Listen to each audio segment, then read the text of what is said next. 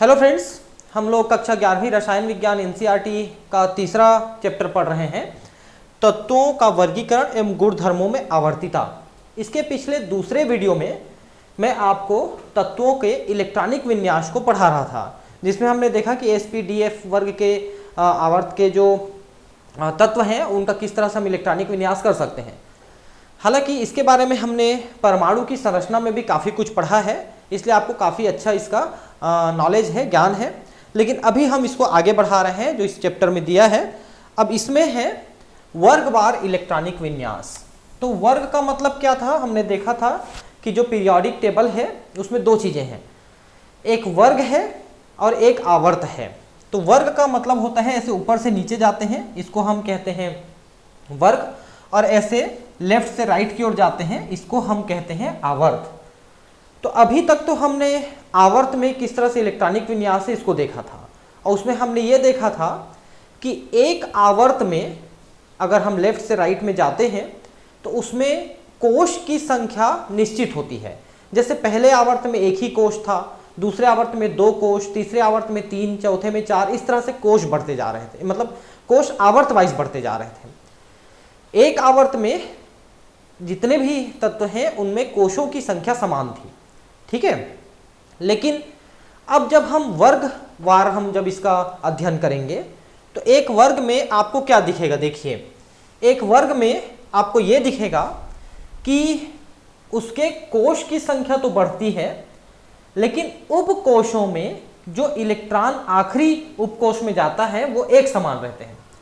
जैसे आप ये पहले वर्ग को देखिए, इस पहले वर्ग में जो आखिरी इलेक्ट्रॉन है वो S1 जो उपकोश है उसमें जा रहा है। देखिए 2, 3, 4, 5, 6, 7, ये बढ़ा क्यों?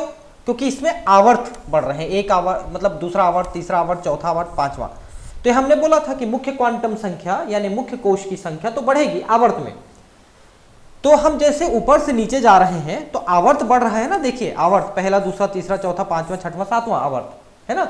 इसलिए मुख्य क्वांटम संख्या जो यहाँ पर एक है, यहाँ पर 2, 3, 4, 5, 6, 7 ये बढ़ा। लेकिन उसके बाद जो हमने उपकोश लिखा है, देखिए इनमें सभी में हमने S1, S1, S1, S1, S1 लिखा है हमने। एक्चुअली हाइड्रोजन को हमने यहाँ पर बीच में रखा है, लेकिन एक्चुअली अब इसको यहीं पर रख दिया जाता है क्योंकि इसमें भी 1S1 ही है, ठीक है। तो आप किसी भी वर्ग में जाइए आपको इसी तरह का सिस्टम दिखेगा। जैसे इसमें देखिए S2, S2, S2 दिख रहा है, इसमें भी S2 दिख रहा है, देखिए है ना, इस तरह से। तो आखिरी इलेक्ट्रॉन किस में जा रहा है, देखिए P1 है, P1 है, P1 है, P1 है, P1 है ना, इस टाइप का दिख रहा है। इसमें 2 है, 3 है, 4 है, तो सब में एक ही जैसा दिखेगा। तो आखिरी इलेक्ट्रॉन जिस उपकोश में है वो समान रहेगा। जैसे S1 है तो सभी उस वर्ग के सभी तत्वों में, ये वर्ग है तो इसी सभी तत्वों में S1, S1, S1 ही लिखे रहेगा आखिरी में। अगर किसी में S2, S2, S2 लिखा है तो S2 ही लिखा रहेगा। अगर D5, D5, D5 लिखा है तो D5, D5 ही ज्यादातर में रहेगा, ऐसा है। तो ज्यादातर का जो इलेक्ट्रॉनिक विन्यास है वो एक वर्ग में जब जाएंगे तो मुख्य क्वांटम संख्या जरूर बढ़ रहा है क्योंकि आवर्त बढ़ रहा है, लेकिन उसके बाद जो इलेक्ट्रॉनिक विन्यास है वो पूरे वर्ग में आपको एक जैसा दिखेगा। समझ रहे हैं? तो ये इस तरह से बहुत सामान्य तरीके से हम इसको पढ़ना चाहें तो पढ़ सकते हैं। एक ही वर्ग या ऊर्ध्वाधर स्तंभ में उपस्थित तत्वों के संयोजकता कोश इलेक्ट्रॉनिक विन्यास समान होते हैं। अब यहां पर एक शब्द लिखा है संयोजकता कोश, ये क्या चीज होता है, देखिए संयोजकता कोश, संयोजकता इलेक्ट्रॉन का मतलब वे जो किसी परमाणु के उसकी अभिक्रियाओं में भाग लेते हैं। क्योंकि आपको मालूम है कि परमाणु आपस में जुड़ते हैं तो अणु बनते हैं और उससे कोई पदार्थ बनता है। तो परमाणु आपस में कैसे जुड़ते हैं, उनके बीच में बंध कैसे बनता है, तो वो इलेक्ट्रॉनों के बीच या तो आदान प्रदान से बनता है या एक दूसरे को वो शेयर करते हैं, एक दूसरे के साथ वो सहसंयोजक बंध बनाते हैं, तब उनके बीच में क्रिया होती है। तो एक्चुअली जो इलेक्ट्रॉन के बाह्यतम कोश के जो परमाणु के जो बाह्यतम कोश के इलेक्ट्रॉन हैं वो संयोजकता इलेक्ट्रॉन कहलाते हैं, क्योंकि वही रिएक्शन में भाग लेते हैं, किसी भी अभिक्रिया में भाग लेते हैं। और उसी को हम संयोजकता इलेक्ट्रॉन कहते हैं, उन्हीं इलेक्ट्रॉनों को, उन्हीं को संयोजकता कोश कहते हैं जो अभिक्रिया में भाग लेते हैं और जो दूसरे परमाणु के साथ इलेक्ट्रॉनों का आदान प्रदान करते हैं या एक दूसरे के साथ वो सहसंयोजक बंध बनाते हैं, एक दूसरे को वो शेयर करते हैं, मतलब दोनों बराबर सहभागिता करते हैं। जैसे मैं 2 रुपये दे दिया, उसने 2 रुपये दे दिया, ऐसा, ठीक है। तो संयोजकता कोश और संयोजकता इलेक्ट्रॉन कहलाते हैं। तो उनके इलेक्ट्रॉनिक विन्यास एक समान है, जैसे S1 S1 S1 या S2 S2 S2 या 3d5 S1 3d5 S1 4d5 S1 ऐसा।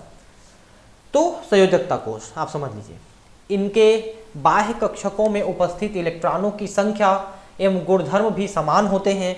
उदाहरण के लिए वर्ग 1 के तत्वों क्षार धातुओं का संयोजकता कोश इलेक्ट्रॉनिक विन्यास NS1 होता है। क्षार धातु किसको बोलते हैं पता है? ये जो lithium, sodium, potassium, rubidium, caesium है, ये क्षार धातु कहलाते हैं, ठीक है, क्योंकि इनका जो नेचर है वो क्षारीय प्रकृति का होता है।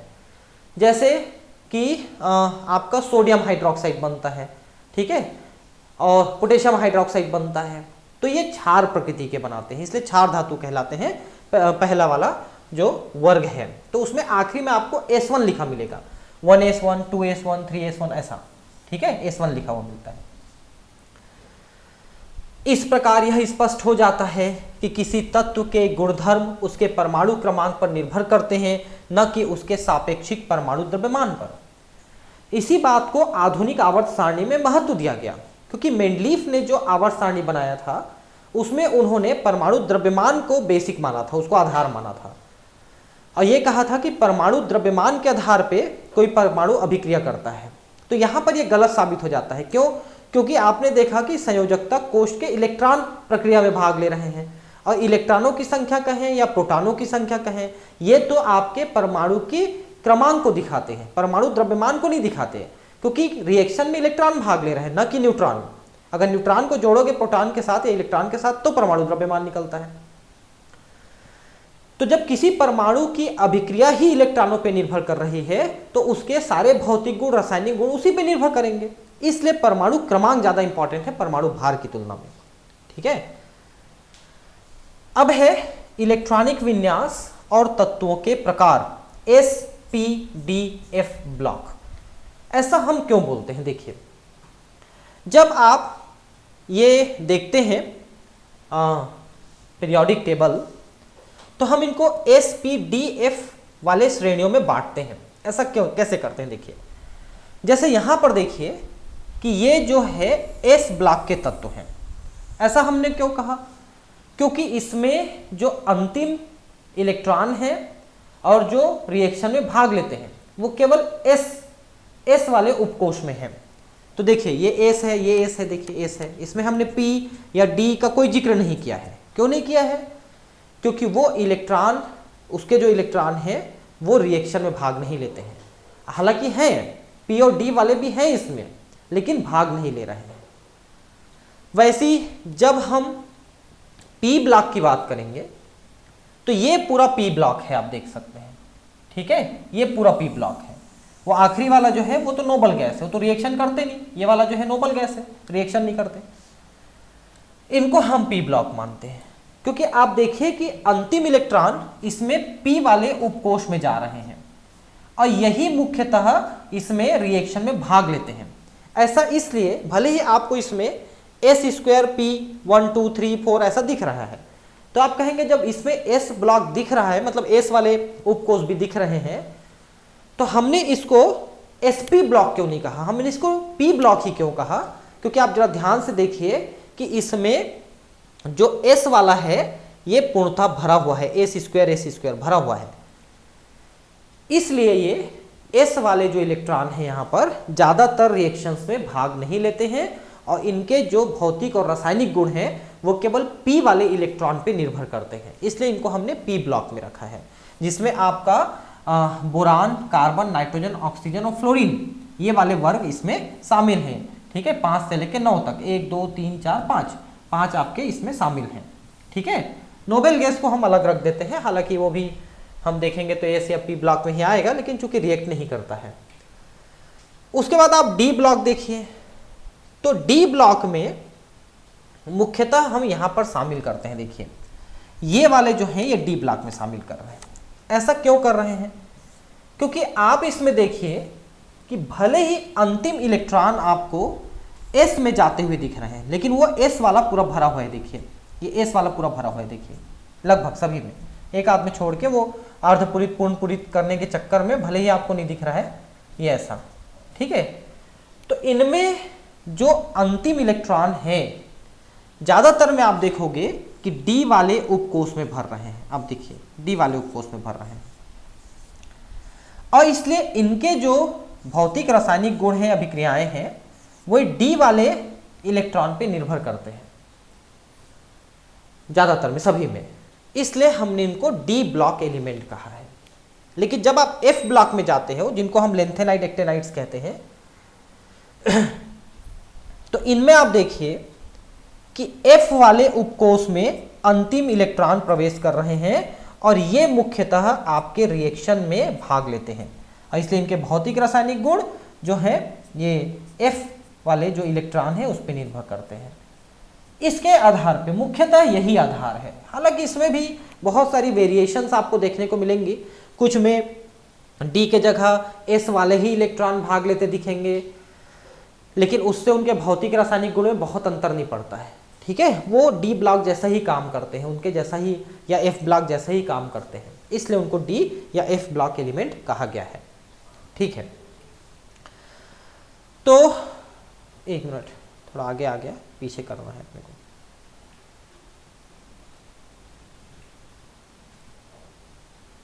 ठीक है, तो SPDF हमने किस आधार पे बनाया है ये मैंने आपको बताने की कोशिश किया है, आपको काफी हद तक समझ में आ गया होगा। आवर्त वर्गीकरण का सैद्धांतिक मूलाधार आफ-बाऊ का सिद्धांत तथा परमाणुओं का इलेक्ट्रॉनिक विन्यास है। आफ-बाऊ का सिद्धांत क्या कहता था? उसमें हमने ये देखा था, आफ-बाऊ कोई साइंटिस्ट का नाम नहीं था, ठीक है। ये एक, जहां तक मुझे ध्यान है, जर्मन वर्ड था, और उसका, या ग्रीक वर्ड था शायद, जिसका मतलब था क्रमिक विकास का मतलब इलेक्ट्रॉन किन कक्षकों में और उनके किन उपकक्षकों में जाएंगे, इस पे एक नियम दिया गया था, जिसमें यह बताया गया था कि पहले इलेक्ट्रॉन कम ऊर्जा वाले कक्षकों और उपकक्षकों में जाएंगे, बाद में अधिक वाले में जाएंगे, क्योंकि एक ही कक्षक में जो SPDF है उनकी ऊर्जाएं भी कम ज्यादा है, एस का कम उसके बाद ज्यादा होते चले जाता है। और अगर हम कोष बढ़ाते हैं, पहला दूसरा तीसरा चौथा, तब तो उनकी ऊर्जाएं बढ़ती ही हैं। लेकिन कई बार ऐसा होता है कि कोष तो बढ़ जाते हैं, लेकिन उनके उपकोषों की जो ऊर्जा है वो पहले के कोष की किसी उपकोष की ऊर्जा से कम होती है। जैसे हमने ये देखा था कि 3D और 4S की हमने तुलना किया था, तो भले ही 3D में कोष 3 है और 4 में 4 है, इसके आधार पे ज्यादा इसमें ऊर्जा होनी चाहिए, लेकिन D का मतलब है SPD यानी कि 2, क्योंकि S का मतलब 0, P का मतलब 1, D का मतलब 2 और F का मतलब 3 होता है ना। तो यहाँ पर 2 है, तो 3 2 5 हो गया ये, और 4 और 0 4 हुआ। तो चूंकि ये 5 हो गया और ये 4 ही रह गया, इसलिए इसकी ऊर्जा हम कम मानेंगे, और उसमें पहले इलेक्ट्रॉन भर रहे थे। ये चीजें आपने परमाणु की संरचना पढ़ते समय भी देखा है, और इस चैप्टर को जब मैं पढ़ा रहा हूं तो सेकंड वीडियो में आपने, इससे पहले वाले वीडियो में भी इस चीज को देखा है, ठीक है। आवर्त सारणी के ऊर्ध्वाधर स्तंभों, मतलब ऐसे जाएंगे, वर्टिकल कॉलम में स्थित तत्व एक वर्ग अथवा परिवार की रचना करते हैं। इनको हम परिवार कहते हैं। जैसे ऑक्सीजन वाले में जो जो तत्व हैं ऊपर से नीचे, वो ऑक्सीजन फैमिली कहलाते हैं, बोरान वाले बोरान फैमिली कहलाते हैं, ऐसा नाइट्रोजन वाले नाइट्रोजन फैमिली कहलाते हैं। तो फैमिली के नाम से जानते हैं, उनको परिवार के नाम से भी जानते हैं किसी वर्ग को, उसमें जो टॉप मोस्ट रहता है उसके फैमिली के नाम से जानते हैं, ठीक है। और समान रासायनिक गुणधर्म दर्शाते हैं। वे सभी चूंकि उनके अंतिम इलेक्ट्रॉन समान उपकोषों में रहते हैं, तो उनके रासायनिक गुण, भौतिक गुण भी एक समान होते हैं। मतलब एक वर्ग में ऊपर से नीचे जाएंगे तो उन तत्वों के भौतिक रासायनिक गुण एक समान होते हैं, वो एक जैसा व्यवहार करते हैं, ठीक है। यह समानता इसलिए होती है क्योंकि इन तत्वों के बाह्यतम कोष में इलेक्ट्रॉनों की संख्या और वितरण एक ही प्रकार का होता है। ये मैंने आपको कई बार बताया अभी में इन तत्वों का विभाजन 4 विभिन्न ब्लॉकों SPDF में किया जा सकता है, जो इस बात पर निर्भर करता है कि किस प्रकार के कक्षक इलेक्ट्रॉनों द्वारा भरे जा रहे हैं। इसे चित्र 3.3 में दर्शाया गया है। तो वो तो मैं आपको पहले ही बता चुका हूं, इसके लिए अलग अलग चित्रों को देखने की जरूरत नहीं है, आप पीरियोडिक टेबल को ही देख लें, आपको सारी चीजें मैं आपको बताऊं कि इसमें जो पीरियोडिक टेबल दिया है वो तो बहुत अच्छा ही है। एनसीईआरटी ने बहुत मेहनत किया है, हम उनको नमस्कार करते हैं जिन्होंने एनसीईआरटी को लिखा है। गलतियां तो हर जगह होती हैं, उनको सुधारा जा सकता है, कोई दिक्कत नहीं है, लेकिन बहुत वर्क किया है एनसीईआरटी वालों ने, गागर में सागर भर के दे दिया है आपको, बस आपको समझने समझाने की जरूरत है, उसका काम हम लोग कर दे रहे हैं, है ना। हमको कोई लोभ नहीं है, आप एनसीईआरटी किताब जरूर खरीदिए। आप एनसीईआरटी पढ़ रहे हैं तो उस कंपनी को भी, कंपनी नहीं है वो सरकारी संस्था है, बहुत कम पैसे में आपको एनसीईआरटी की बुकें उपलब्ध कराते हैं बेचारे, तो आप उनकी बुक जरूर खरीदिए। और वीडियो तो मैं आपको दे ही रहा हूँ, आप इनको जरूर देखिए, है ना। तो इससे आपको काफ़ी फायदा हो रहा है, ठीक है। तो हम बात कर रहे थे कि इन तत्वों का विभाजन 4 विभिन्न ब्लॉकों SPDF में किया जा सकता है, जो इस बात पर निर्भर करता है कि किस प्रकार के कक्षक इलेक्ट्रॉन द्वारा भरे जा रहे हैं। इसे चित्र 3.3 में दर्शाया गया है। तो वही मैं आपको बता रहा था कि आप सिर्फ पीरियोडिक टेबल देखिए, उसमें आपको सारे इंफॉर्मेशन मिल जाते हैं, ठीक है। और भी बहुत सारे पीरियोडिक टेबल नेट में भी उपलब्ध है, मार्केट में भी चार्ट आता है, इसका बड़ा बड़ा ऐसा चार्ट आता है, आपको खरीद लीजिए, 5-10 रुपये 20 रुपये का आता है, ज़्यादा महंगा नहीं आता। और उसे पता है कि हर तत्व के इलेक्ट्रॉनिक विन्यास, उनका परमाणु भार, परमाणु क्रमांक, आयनाइजेशन एंथैल्पी और उनकी संयोजकता और उनके कुछ भौतिक रासायनिक गुणों को भी शॉर्ट में लिखा रहता है। इतना ज़्यादा विस्तृत ढंग से अध्ययन कर सकते हो आप सिर्फ पीरियोडिक टेबल से, मतलब सारे तत्वों की जानकारी पीरियोडिक टेबल से। तो एनसीईआरटी ने भी काफ़ी मेहनत किया है, इनके लेखकों को नमस्कार है फिर से एक बार। इस प्रकार के वर्गीकरण में 2 अपवाद देखने को मिलते हैं। पहला अपवाद हीलियम का है, उसे एस ब्लॉक के तत्वों में संबद्ध होना चाहिए, परंतु इसके स्थान आवर्त सारणी में 18 के तत्वों के साथ पी ब्लॉक में है। देखिए हीलियम वाला जो वर्ग है वो सारे नोबल गैसेस का है, आप देख सकते हैं वो आखिरी वाला जो है ये नोबल गैसेस का है, ठीक है। तो इनके गुण आप कहेंगे तो एस वर्ग के जैसा होना चाहिए, हीलियम को इधर होना चाहिए, इस वाले में, इस वाले ग्रुप में हीलियम को होना चाहिए था, लेकिन हमने उसको वहां रखा है। उसके पीछे है कि बाकी जो नोबल गैस है, नियान, आर्गन, क्रिप्टॉन, ज़ीनान, रेडान, ये इन सब में इनकी समानता है ना, इसलिए हमने उनको उसके साथ रखा है। रासायनिक और भौतिक गुण, क्योंकि उनके अंतिम कोश में इलेक्ट्रॉन पूर्ण भरे हुए हैं, पूरी तरह से भरे हुए हैं, इसलिए उनका जो भौतिक रासायनिक गुण है वो नोबल गैस जैसा है, आदर्श गैस जैसा है, इसलिए उनको उनके साथ हमने रखा है, ठीक है। इसका औचित्य इस आधार पर है कि हीलियम का संयोजी कोश, वैलेंस शेल पूरा भरा हुआ है ना, ये देखिए 1s1, जिसके फलस्वरूप यह उत्कृष्ट गैसों के अभिलक्षणों को प्रदर्शित करती है। दूसरा अपवाद हाइड्रोजन का है, इसमें केवल एक s इलेक्ट्रॉन है, 1s1, इस प्रकार इसका स्थान वर्ग 1 में क्षारीय धातुओं के साथ होना चाहिए। दूसरी ओर यह एक इलेक्ट्रॉन ग्रहण करके उत्कृष्ट गैस हीलियम का इलेक्ट्रॉनिक विन्यास प्राप्त कर सकती है। इस प्रकार इसका व्यवहार वर्ग 17 हेलोजन परिवार की भांति हो सकती है। ये देखिए, ये जो हेलोजन है, फ्लोरीन, क्लोरीन, ब्रोमीन, आयोडीन, इसमें जो है तत्व, इनको हम हेलोजन कहते हैं। हेलो का मतलब होता है साल्ट और जेन का मतलब होता है प्रोड्यूसर, मतलब जो नमक पैदा करते हैं। जैसे सोडियम क्लोराइड आप कहते हो तो क्लोराइड वहां पर नमक पैदा किया ना, तो हेलो का मतलब नमक या साल्ट। तो इनकी विशेषता क्या है, देखिए इनकी विशेषता यह है कि इनके अंतिम संयोजकता कोष में एक इलेक्ट्रॉन की कमी है। अगर ये एक इलेक्ट्रॉन मिल जाए इनको तो ये पूरे भर जाएंगे और नोबल गैस जैसा व्यवहार करेंगे। तो हाइड्रोजन का भी यही व्यवहार है, अगर हम इसको एक इलेक्ट्रॉन दे दें तो ये इनके जैसा व्यवहार करेगा, ठीक है। लेकिन चूंकि इसमें 1s1 लिखा है इसलिए ये इनके जैसा भी है, इसलिए हमने इनको दोनों के बीच में यहां पर स्थान दिया है। लेकिन कुछ और ज्यादातर जो पीरियोडिक टेबल है हाइड्रोजन को यहां पर लिखा रहता है, क्योंकि हम इस पीरियोडिक टेबल को ज्यादातर इलेक्ट्रॉनिक विन्यास को भी आधार मान के बनाए हुए हैं। तो ये 2 तत्व ऐसे हैं, एक हीलियम और एक हाइड्रोजन, जो अभी भी खाना बदोश जिंदगी जी रहे हैं और इनका पोजीशन फिक्स नहीं हो पाया है। ठीक है। इस प्रकार इसका व्यवहार वर्ग 17 हैलोजन परिवार की भांति हो सकता है। क्योंकि यह एक विशेष स्थिति है, अतः हाइड्रोजन को आवर्त सारणी में सबसे ऊपर अलग से स्थान देना अधिक तर्कसंगत माना गया है, इसलिए हमने इसको अलग से स्थान दिया है। ठीक है।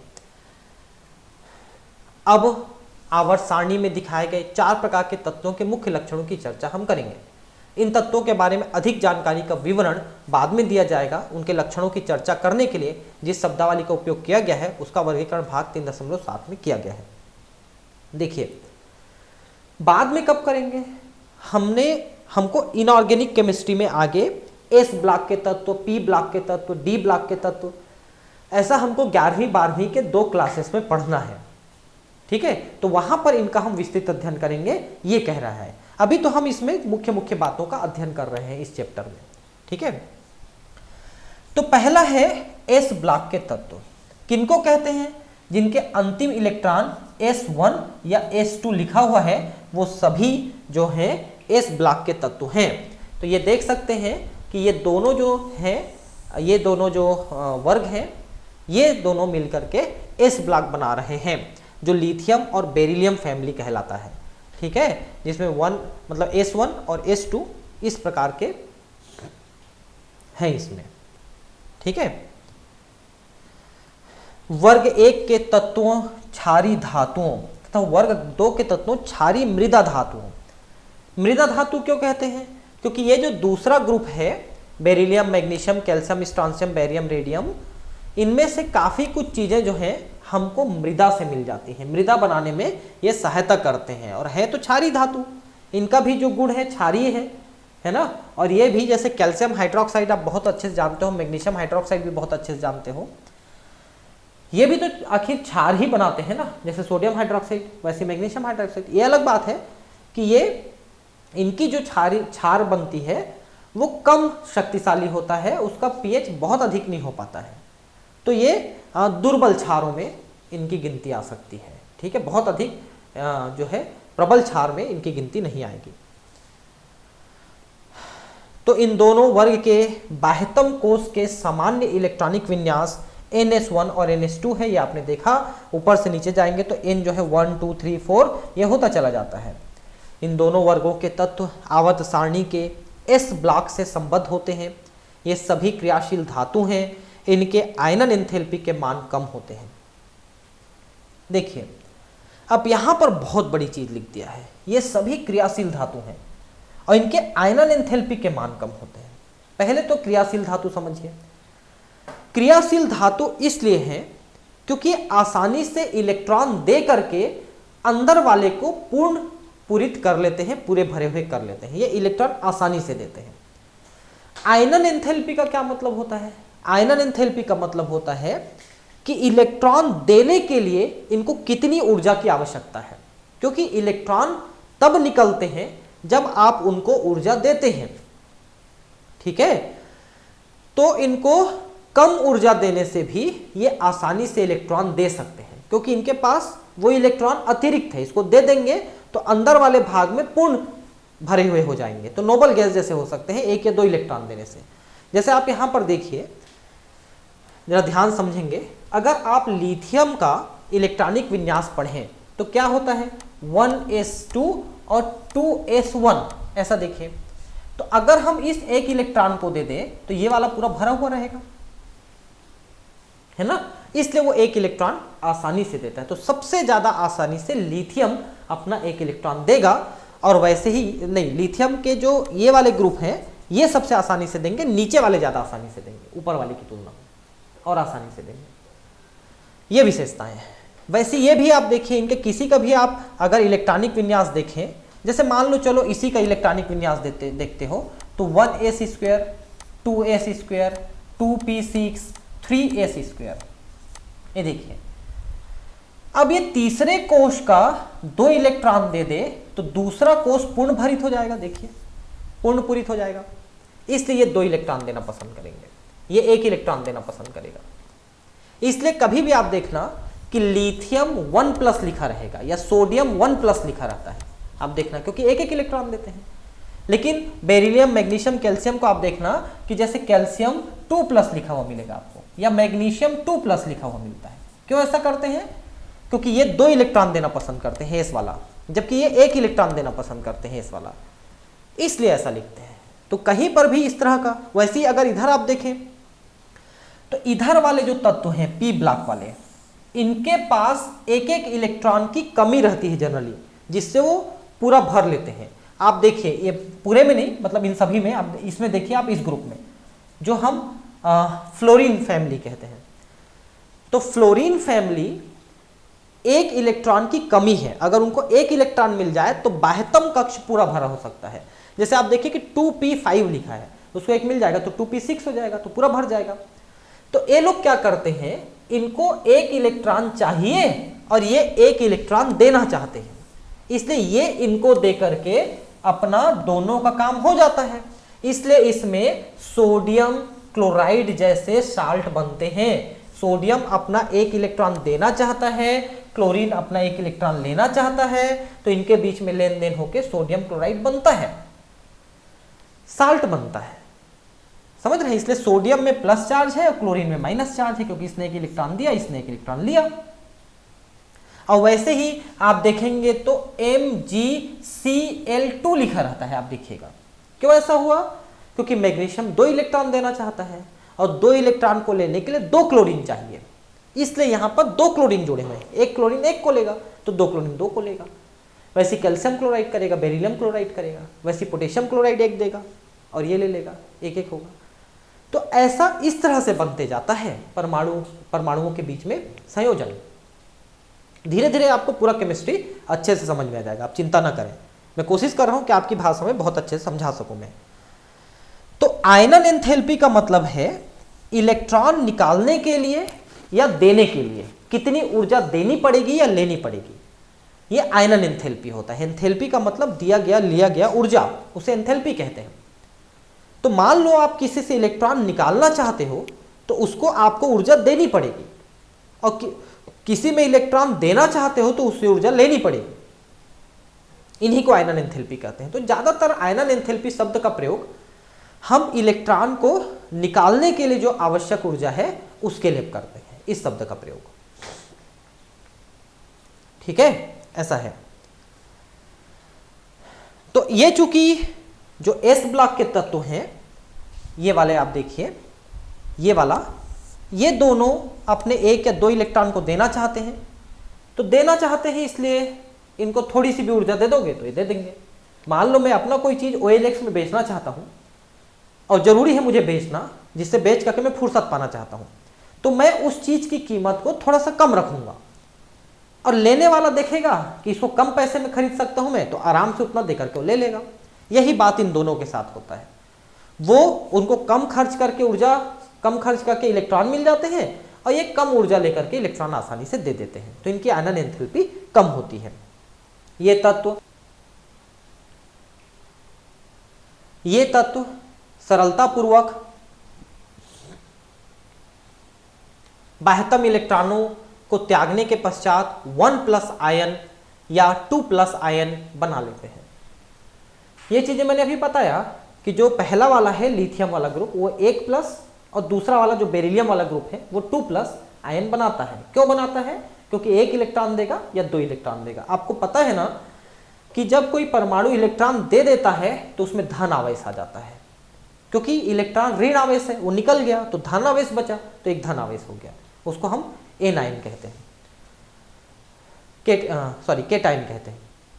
और जब वो इलेक्ट्रॉन ले लेगा, जैसे क्लोरीन है इलेक्ट्रॉन ले लेता है, तो उसमें अतिरिक्त ऋणात्मक आयन आ गया, ऋणात्मक चार्ज आ गया, इसलिए वो ऋण आयन हो जाता है, एनायन हो जाता है। ठीक है।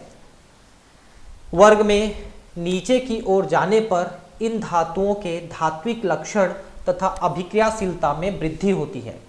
ठीक है। क्यों वृद्धि होती है? क्योंकि जैसे जैसे आप ऊपर जाते हो, एक मिनट मैं आपको दिखाता हूं, जैसे जैसे आप ऊपर से नीचे जाते हो वैसे वैसे कोश की संख्या बढ़ रही है और अंतिम कोश में जो इलेक्ट्रॉन हैं जो अभिक्रिया में भाग ले रहे हैं वो इलेक्ट्रॉन नाभिक से ज्यादा दूर होते जा रहे हैं। तो ज्यादा दूर होते जा रहे हैं तो उनके बीच का आकर्षण बल कम हो रहा है। नाभिक में प्रोटॉन है और कोश में इलेक्ट्रॉन है, उन दोनों के बीच में आकर्षण बल है। तो जितने दूर जाएंगे आकर्षण बल उतना कम होगा और इलेक्ट्रॉन आसानी से निकल जाएंगे, इसलिए वो आसानी से छोड़ते चले जाते हैं। तो जैसे जैसे आप ऊपर से नीचे जाते हो ये इलेक्ट्रॉन ज्यादा आसानी से देते हैं और इनकी अभिक्रियाशीलता उतनी ज्यादा बढ़ते जाती है, क्योंकि आप जितना आसानी से दोगे या जितना आसानी से लोगे आपकी अभिक्रियाशीलता उतनी ज्यादा रहेगी। जैसे हमने यहां पर कहा कि ऊपर से नीचे जाने पर ये आसानी से इलेक्ट्रॉन देते हैं, ज्यादा आसानी से देते जाते हैं, इसलिए इनकी अभिक्रियाशीलता बढ़ती है। लेकिन मैंने कहा कि ये इलेक्ट्रॉन लेते हैं, तो लेते हैं तो जितना छोटा परमाणु रहेगा, जितना नाभिक के पास वो इलेक्ट्रॉन पहुंचेगा, वो उतना तेजी से उसको खींचेगा। मतलब ये है कि ऊपर वाला ज्यादा तेजी से, उसके बाद कम और कम और कम और कम और कम तेजी से खींचेगा। मतलब इसमें इलेक्ट्रॉन खींचने की क्षमता ऊपर से नीचे जाने पर कम होती है, इसलिए इनकी अभिक्रियाशीलता ऊपर से नीचे जाने पर कम होती है। ये दोनों रिएक्ट कर रहे हैं, अभी बताया था मैंने, सोडियम क्लोराइड पोटेशियम क्लोराइड कैसे बनते हैं। ये इलेक्ट्रॉन देते हैं और ये इलेक्ट्रॉन लेते हैं। तो भाई अभिक्रियाशीलता किस पर निर्भर करेगी? मान लो मैं देना पसंद कर रहा हूं तो कितना आसानी से दूंगा उतनी मेरी अभिक्रियाशीलता है। मान लो मैं इलेक्ट्रॉन लेना चाहता हूं तो कितनी आसानी से लूंगा वो मेरी अभिक्रियाशीलता है।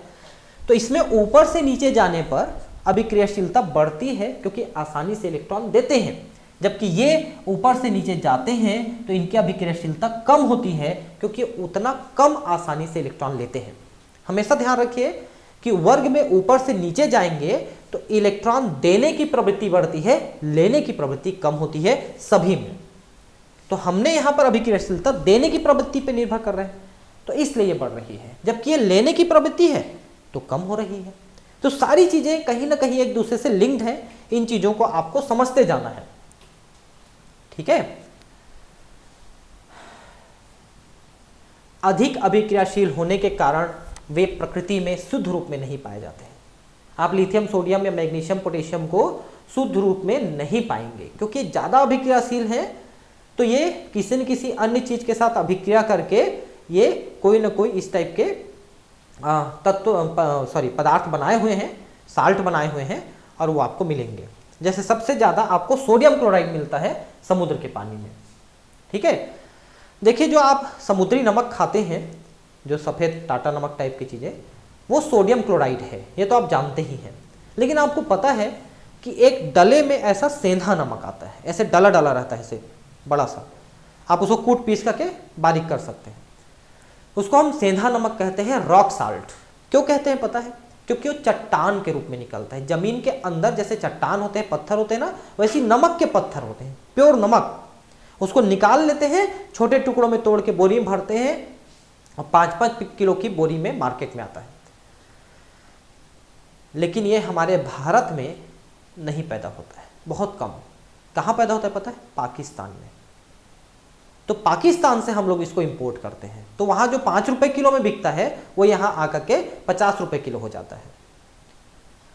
लेकिन उस सेंधा नमक को अगर आप खाते हैं, उसको कूट पीस करके आप बारीक कर लीजिए और मिक्सी में चला के और उसको नमक के रूप में प्रयोग करिए। पता है आपको उसमें 94 प्रकार के मिनरल्स होते हैं, और 94 प्रकार के मिनरल्स जो नेचुरल तरीके से पाए जाते हैं वो लगभग सभी उसमें पाए जाते हैं, और नहीं तो उनके साल्ट के रूप में पाए जाते हैं कुछ ना कुछ।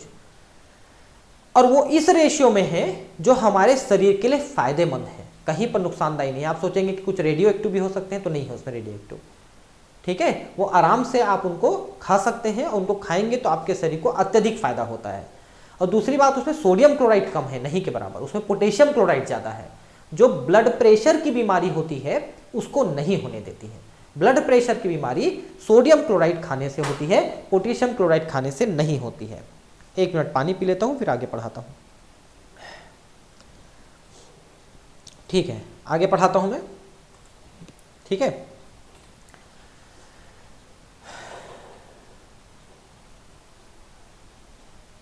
ठीक है। अब हम बात करेंगे पी ब्लॉक के तत्व। ठीक है, इसमें और कुछ बचा क्या? हाँ, थोड़ा सा और पढ़ लेते हैं, इसमें कुछ अधिक दिया है। लिथियम और बेरिलियम को छोड़कर एस ब्लॉक के तत्वों के यौगिक मुख्य रूप से आयनिक होते हैं।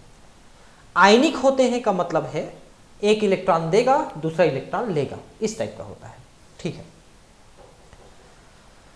तो पी ब्लॉक के तत्व अब हम पढ़ेंगे। जैसा मैंने आपको आवर्त सारणी में बताया कि पी ब्लॉक के तत्व हम क्यों कहते हैं, क्योंकि ये सभी के अंतिम इलेक्ट्रॉन पी वाले उपकोष में जाते हैं।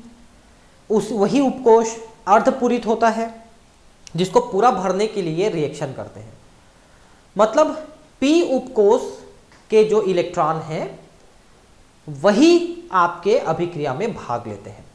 ठीक है, इसलिए वो ऐसा है। ठीक है, अब इसको पढ़ते हैं, है ना। तो आधे मिनट में हम इसको आगे कंटिन्यू कर। ठीक है,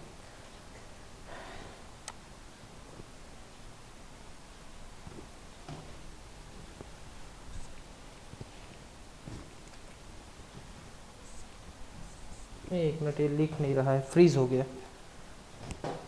हाँ अब ठीक है, ठीक है।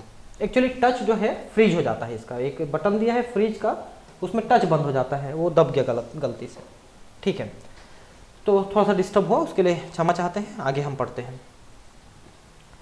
तो वर्ग 13 से 18 तक तत्व शामिल हैं। पी ब्लॉक के तत्वों और एस ब्लॉक के तत्वों को संयुक्त रूप से निरूपक तत्व या रिप्रेजेंटेटिव एलिमेंट या मुख्य वर्ग के तत्व मेन ग्रुप एलिमेंट कहा जाता है। इसके पीछे कारण यह है कि हमारे जो वातावरण है, धरती है, मृदा है, इसमें जो तत्व पाए जाते हैं उनमें इन्हीं तत्वों का दबदबा है। सबसे ज्यादा यही तत्व पाए जाते हैं। जैसे अगर आप ऑक्सीजन को देखेंगे, ऑक्सीजन फैमिली में, तो ऑक्सीजन पूरी धरती में 46% से भी ज्यादा है टोटल में। नाइट्रोजन को आप देखेंगे तो पूरे हवा में नाइट्रोजन 78% से ज्यादा है हवा में, है ना। इस तरह से इनका दबदबा ज्यादा है, इसलिए इनको निरूपक तत्व या मुख्य वर्ग के तत्व कहा जाता है। प्रत्येक आवर्त में इनका बाह्यतम इलेक्ट्रॉनिक विन्यास ns2 np1 से ns2 np6 तक रहता है।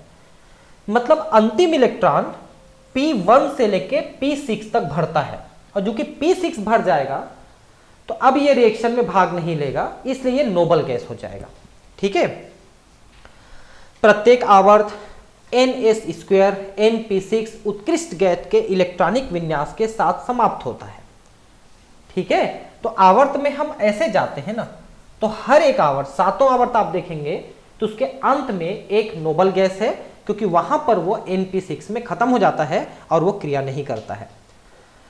उत्कृष्ट गैसों में संयोजी कोष के सभी कक्षक इलेक्ट्रॉनों से पूरे भरे होते हैं।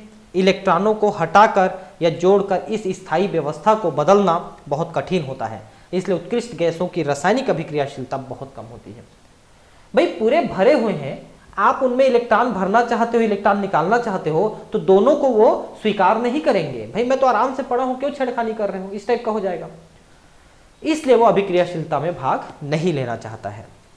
उत्कृष्ट गैसों के परिवार से पहले अधातुओं के रासायनिक रूप से दो महत्वपूर्ण वर्ग हैं। ये वर्ग है 17वें वर्ग जो के हैलोजन तथा 16वें वर्ग के तत्व चाल्कोजेंस। देखिए अब ये जरा वर्ग देखिए आप, इसको हम हैलोजन और इसको चाल्कोजेन कहते हैं।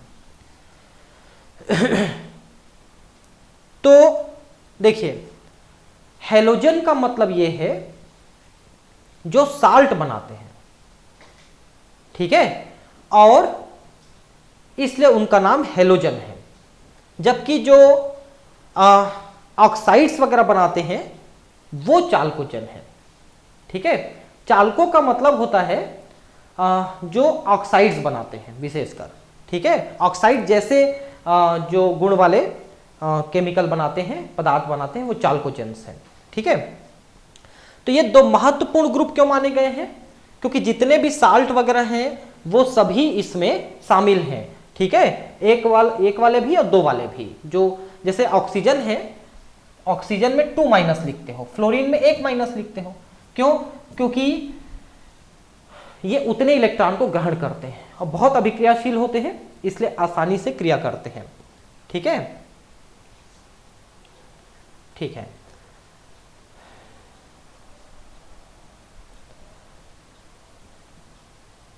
इन दो वर्गों के तत्वों की उच्च ऋणात्मक इलेक्ट्रॉन लब्धि एंथैल्पी होती है, निगेटिव इलेक्ट्रॉन गेन एंथैल्पी। अब इसको समझिए, मैंने अभी एंथैल्पी बताया था आपको, आयनन एंथैल्पी और इलेक्ट्रॉन गेन एंथैल्पी, ये दोनों को मैंने आपको बताया था। आयनन एंथैल्पी क्या है? इलेक्ट्रॉन को निकालने के लिए कितनी ऊर्जा देनी पड़ेगी, वो है आयनन एंथैल्पी। लेकिन इलेक्ट्रॉन देने के लिए उससे कितनी ऊर्जा निकलेगी, ये है इलेक्ट्रॉन गेन एंथैल्पी। इलेक्ट्रॉन प्राप्त करने से, लब्धि मतलब प्राप्त करना, इलेक्ट्रॉन लेगा तो कुछ ऊर्जा देगा ना, तो वो लेने के लिए अधिक ऊर्जा देने को तैयार है क्योंकि उसको आवश्यकता है। जैसे आपको मान लो कि इस मोबाइल की आवश्यकता है, तो आप इसके लिए कुछ ज्यादा कीमत देने को तैयार हो जाओगे, बस ये है बात, ठीक है।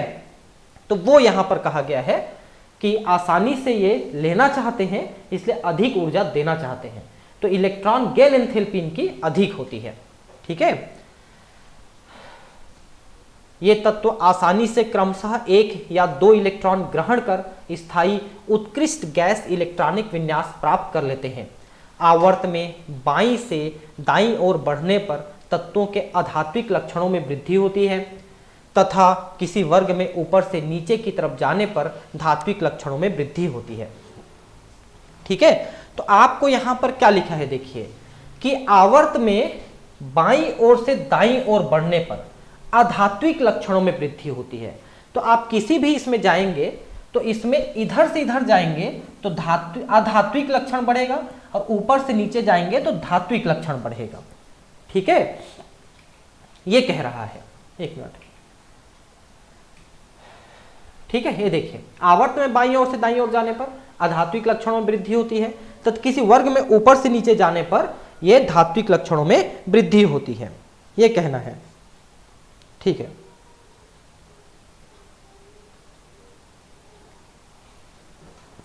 ठीक है, अब डी ब्लॉक के तत्व हम पढ़ेंगे, ठीक है, जिनको हम संक्रमण तत्व कहते हैं। आवर्त सारणी के मध्य में स्थित वर्ग 3 से वर्ग 12 वाले तत्व डी ब्लॉक के तत्व कहलाते हैं। तो इनको हमने डी ब्लॉक के तत्व क्यों कहे थे? तो आपने देखा था कि मुख्यतः जो संयोजन कोष के इलेक्ट्रॉन हैं वो डी ब्लॉक में जा रहे हैं, भले ही उसके बाद एस ब्लॉक भी है, उसके पहले भी पी ब्लॉक है, एस ब्लॉक है, लेकिन मुख्य इलेक्ट्रॉन डी ब्लॉक में जा रहे हैं। इसके कारण से वहां पर इसको हम डी ब्लॉक के तत्व कह रहे हैं, ठीक है।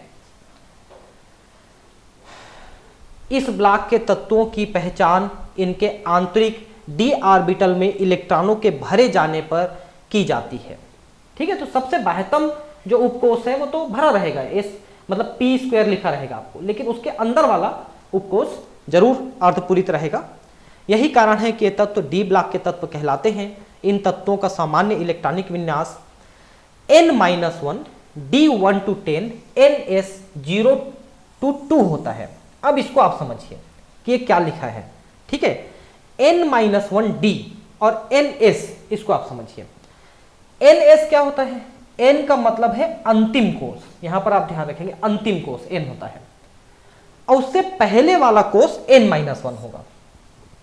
जैसे मान लो हम यहां पर लिखे कि मान लो 3d और 4s लिखते हैं, तो 4 अंतिम कोष है जो कि n से दर्शाया जाएगा, और 3d इससे पहले वाला कोष है जिसको है n-1 से दर्शाते हैं। तो यही भरा हुआ है। देखिए इसमें ज्यादातर ये देखने को मिलेगा कि जो अंतिम वाला है इसमें 0 या 1 या 2 इलेक्ट्रॉन आपको मिलेंगे, और ये जो इससे पहले वाला है इसमें आपका 1 से लेकर 10 इलेक्ट्रॉन मिलेंगे, यही भरते जाता है। ये ज्यादातर तो भरा हुआ या खाली मिलेगा, कुछ में ये भी भरता हुआ दिखेगा, लेकिन ज्यादातर तत्वों में ये भरता हुआ दिखेगा आपको, इसलिए ये डी ब्लॉक एलिमेंट कहलाता है, ठीक है। ये डी ब्लॉक एलिमेंट कहलाता है। ये सभी तत्व धातुएं हैं। इन तत्वों के आयन प्रायः रंगीन होते हैं तथा परिवर्ती संयोजकता एवं अनुचुंबकीयता प्रदर्शित करते हैं। तो देखिए ये सभी तत्व धातु हैं। आप देखेंगे कि डी ब्लॉक के एलिमेंट सभी धातु हैं। आप स्कैंडियम को देख लीजिए, है ना, या आयरन को देख लीजिए, कोबाल्ट है, निकिल है, कॉपर है, जिंक है, सिल्वर है, गोल्ड है, मरकरी है। इनको तो आप जानते हैं ना, इनके नाम तो आप हमेशा सुनते रहे हैं, है ना। इनको तो धातु के रूप में आप हमेशा जानते हो। भाई सिल्वर है, सोना है, इनको आप कैसे नहीं जानते हैं कि धातु है, सबसे महंगी धातुओं में आते हैं, है ना। तो धातु है, सबसे पहली बात आपको ध्यान रखना है कि डी ब्लॉक के एलिमेंट धातु हैं, ठीक है। और